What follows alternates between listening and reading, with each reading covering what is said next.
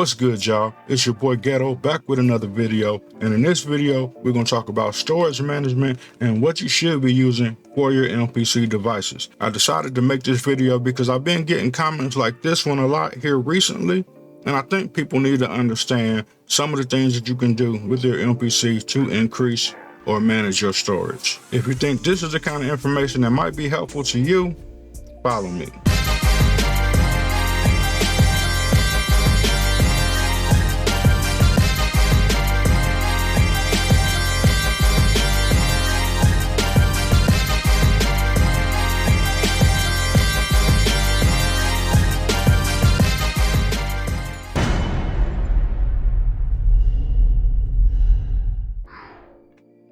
Now, to answer the first part of this question about how do you use the built-in internal storage in the MPC. If you have any of the older MPCs, the MPC Live, the MPC original, they only came with 16 gigabytes of internal storage. The MPC One came with 10 gigabytes of internal storage. Now, the newer MPCs do have a little bit more internal storage built in than that, but my suggestion, as I always tell people, don't ever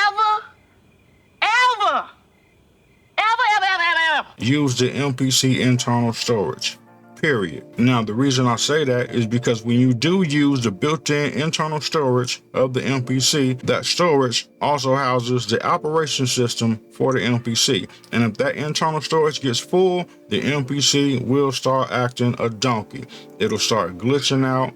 It'll start having jitters. It'll start having so many problems that you were never having before.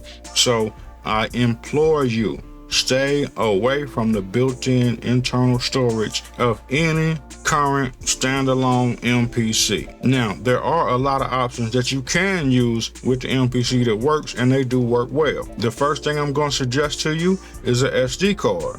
Something like this will work fine. In my MPC One, for example, because it doesn't have a drive bay slot, I'm using a 512 gigabyte SD card. I'm using a large storage SD card.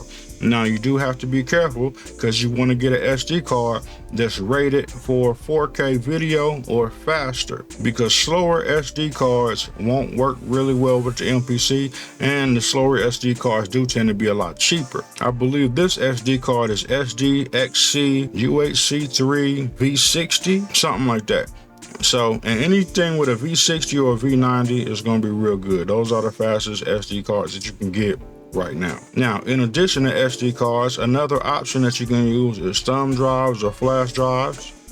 This one is a 112 gigabyte flash drive, but you can get some that are much bigger. Again, you just want to make sure that they have a relevant speed. You don't want to get a slower thumb drive because your save time, your load time will take eons, which is what you want to avoid. But you can still get these for relatively cheap. It's not going to cost you an arm and a leg to do this. And all of the MPCs have a USB port in the back that you can use with one of these. Now, the next option I want to mention is an SSD drive. In today's world, SSD drives are getting very cheap.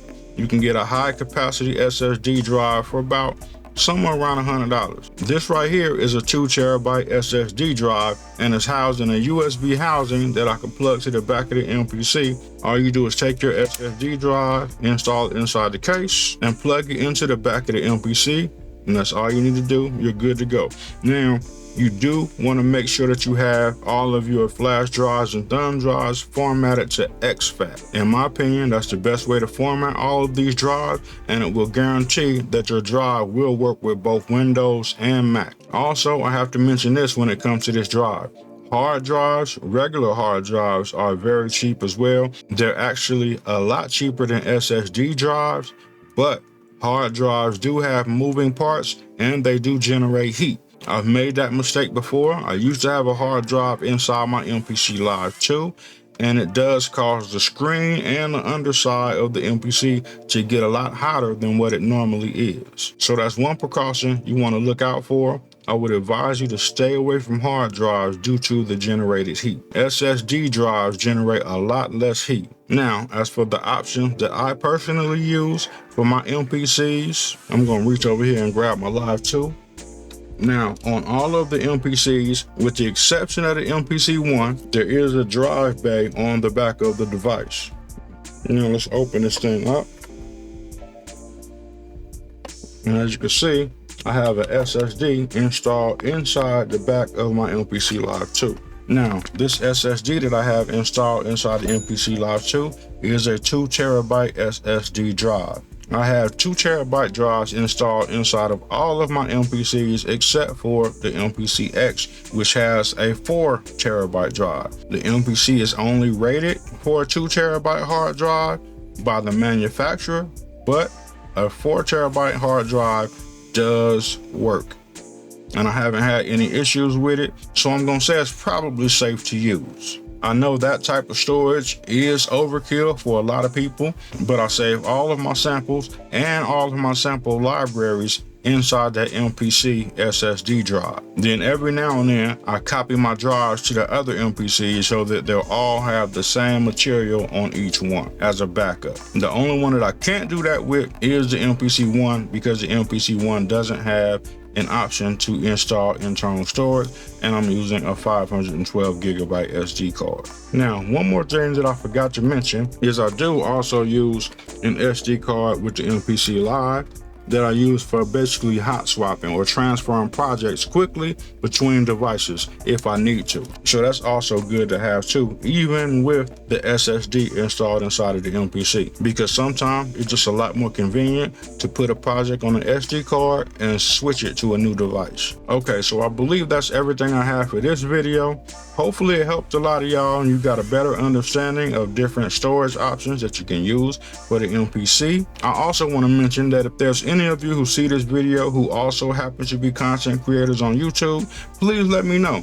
I want to follow as many people as possible so I can see your content and check out what you got going on. Again, that's all I got for this video. And as always, I'm out.